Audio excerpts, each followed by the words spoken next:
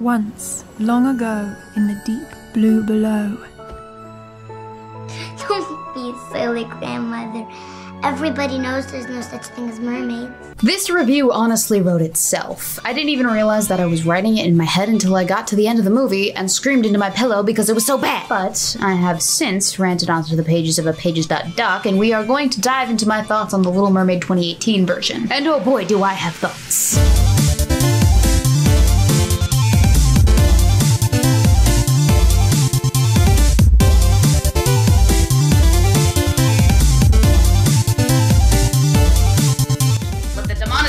Process begin. Before we get into the review portion of this video, I would like to address the 800-pound gorilla that some people in the comments are definitely going to chuck at me. I am aware that this movie was meant for children, okay? I get it. Oh boy, am I aware that it was meant for children. But just because a movie is meant for children doesn't mean that you get to schlub off when making it at all. And that goes for the acting, the scripting, and the everything elsing. This truly and honestly could have been something magical and special for its audience, but instead it was like something you madly scrambled to grab from the bottom of your dresser the day of a 1-year-old's birthday party and deal with because, at least it's something and you're not showing up dressed in nothing to an infant's birthday party. So there's that. So let's start off with a list of pros so that absolutely none of you think that I am a completely aggressive cinema snob with nothing better to do than to stick my nose up at content that's absolutely not to my exact specifications. I'm not completely heartless, you know. The costuming and the scene design were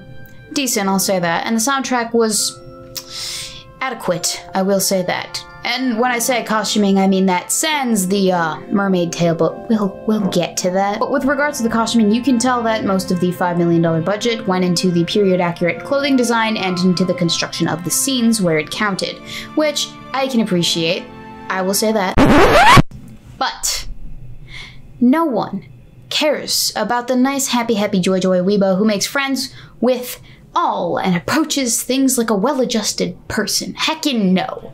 So let's do this. The Little Mermaid 2018 is very much an attempted knockoff that picks up where the original animated 1989 Little Mermaid movie left off after the second act. And we know that because of the opening narration scene in which we're given the rundown of the plot of the first movie up until just about the second act, where Ariel gives up her voice for the chance to win the heart of the prince that she saved in the earlier scene. Only in this version, the mermaid gives up her soul and doesn't end up getting the guy. Shocker. Otherwise, this movie would have been done before we hit the second batch of narration, where an old lady comes in, Princess Bride style, to educate her grandchildren on the silly notion of seeing and believing and what have you. And we get little story breaks like this with the grandmother and her grandchildren throughout the movie. The story breaks actually cripple the story's pacing throughout the entire movie. Shocking, I know. Who would have thunk that story breaks would cripple pacing of all things? But it really didn't need to happen. Except that it did, because that's how you get a big reveal later in the story. The main character of this Little Mermaid film is not in fact Ariel, because that would be copyright infringement, and this is not a remake of the animated Disney film, despite what the marketing would have you believe, ladies and gentlemen. In fact, our pivotal character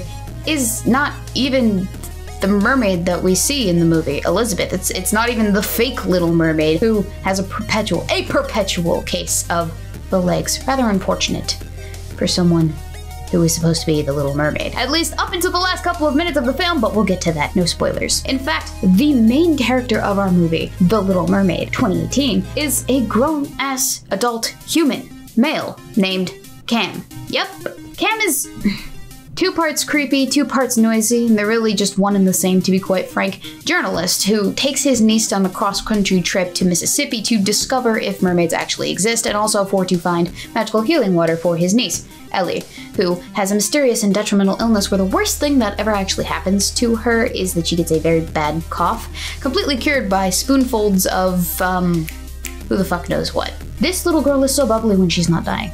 I swear to God, they're forcing the sweet tooth innocent narrative on us so hard that I'm about to forcibly give myself a root canal the entirety of the movie. But that's only exactly half of Ellie's character. The other half of what makes her character how her character is how special she is. How is she special, you might be asking? Well, she has the heart of a mermaid. There's a powerful magic in you. A spirit of the ocean. What does that mean? Fuck if I know. We never actually get an explanation for what exactly the heart of a mermaid is supposed to do, only that it is something that can unequivocally defeat all of the world's evils. For example, a circus wizard or a bad cough. Can you imagine pitching that to a producer? Can you? Can you? But my friends, it's not just the crappy writing that gets me and my delicate sensibilities in a tizzy. Oh no. Although that is a lot of it. It is the shitty acting. Allow me to introduce you to our villain character, Locke, the circus ringmaster wizard figure who managed to con a mermaid out of her soul for his master plan that was conning a small southern Mississippi town out of their hard-earned finances to sell them miracle mermaid piss water from a tank as a cure-all for headaches or undisclosed leg issues. Locke, you are a literal wizard and apparently the most powerful one in the world, and you're peddling snake oil. Okay then. This guy, character, actor, what have you, is such the part of a stale mustachioed evil villain. Generic doesn't even begin to cut it. At least with regular Disney villains, we get decent and compelling, although admittedly childish, over-the-top evil persons. Locke was just bad. Truly, awfully bad. I hate Locke. Not just because he's a villain, but because he's a crappy villain, and he's acted like he's a fucking plank. And then we get our honorable mentions. Not villain characters, per se. Rather, they are supporting cast members given next to no purpose. Not even a really supportive one. And even less screen time. You think I'm exaggerating? I'm absolutely not. There's Thora, one of two circus friends of our mermaid figure, Elizabeth, that the writers couldn't decide between making a witch or making a fortune teller or mashing them both together. But what they did decide was that this character needed to be the living incarnation of Deus Ex Machina, except for during the crucial moments of the third act when her time-stopping abilities, mermaid tail transfigurations, and other such magic shenanigans utterly fail because we need more tension in the last act. And then we have Ulysses, the wolf man who's so completely pointless to the plot that I had to look up his name in the IMDb database to actually figure out his name was Ulysses, because we didn't get it during the movie at all. I don't remember this. No, but he's a wolf man, and I'm not kidding when I say that there's no point to him. He doesn't do hardly anything for the plot. He's just there. Like a bird in the wind. But that's not every supporting cast member. No, it's not. Those were just the ones that we're supposed to care about a little bit more than the other ones without actually caring about them in any shape or way. However, we should talk about the characters that I actually did like in the movie, and I'd actually rather see a movie about. Peggy, Jean, and Lorraine, who are undoubtedly more interesting and compelling than all of the other main casts, mainly because they actually have personalities and introduce you to the plot narrative surrounding the snake oil water curse thing, which, to be honest, would have been a really interesting idea to explore further, but it's only given all of 5 minutes before it's back to the senseless storyline. And then, of course, there's our mermaid, Elizabeth, the mermaid who can walk on land, who's prisoner to Locke due to him having her soul, but who can yet still take long walks in the woods and go on nighttime swims with prospective blonde naughty tango buddies, who is looking desperately for love and presumably falling in love with our main character Cam, but inevitably swims off into the sunset and at the end of the movie, never to be seen or heard from again. Who's a mermaid traveling through the water on a boat. It's a hot mess. Okay.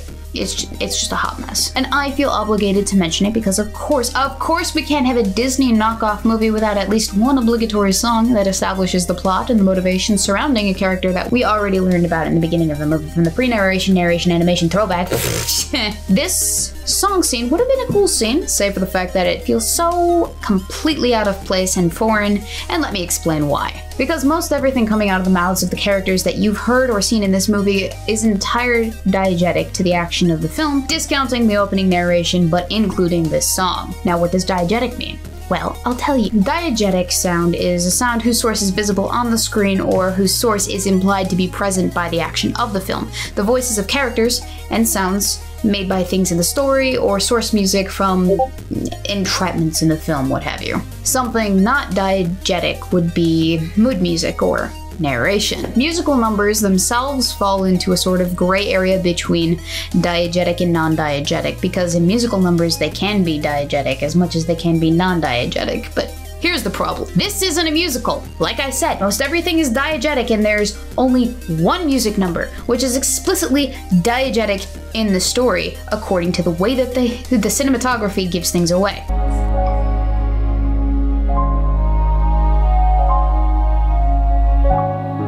Round in circles, pointless wandering, and the crowd lines up again. It is literally a part of the plot, and not just simply a vehicle for which to exposit all over the place. And if it was intended to be non-diegetic, then they didn't get that across very well. Do you know anyone in real life that doesn't, ironically, casually just break into sad expositions, song and dance numbers while they're by themselves as a cry for help? I didn't think so. That's what this is, and that's why it's so jarring, because it's out of place and it's completely disjointed. Well, there's the fact that it's disjointed, and also the fact that Cam is subtly creeping the whole time on Elizabeth while she's doing her sad song number. And then there's her tale. The mermaid's tale. You know, something that would be theoretically important to get across and get right. $5 million on this crappy piece of cinematography, and you can't even come back with one decent tale for an hour and 25 minutes of runtime. H2O, the Australian mermaid TV show, had 39 hours of runtime and a little less than $7 million in budget. And those tales did not look like you'd vacuum sealed a pair of legs together. No, they didn't. Anyway, this entire movie winds down to one single message from our mermaid person, and it's an important one. Get it in your head. Whenever Ellie can't breathe because of her mysterious illness, all she gotta do is swim in the ocean and she'll be just fine. It's okay though, because remember when I told you that Ellie had the heart of a mermaid? Well, that, my friends, is because Ellie's actually the grandmother narrating the story the whole time.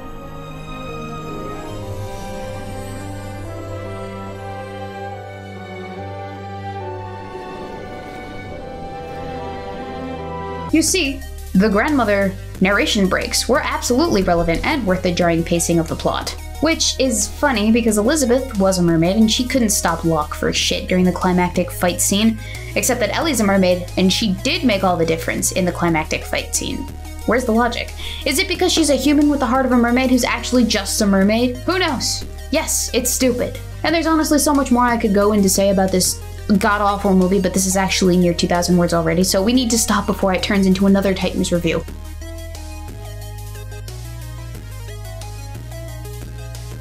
Hey, you in the audience, do you have any fanfictions, movies, books, and or other mediums of media that you'd like for me to suffer? Or enjoy, it's up to you, I can do either.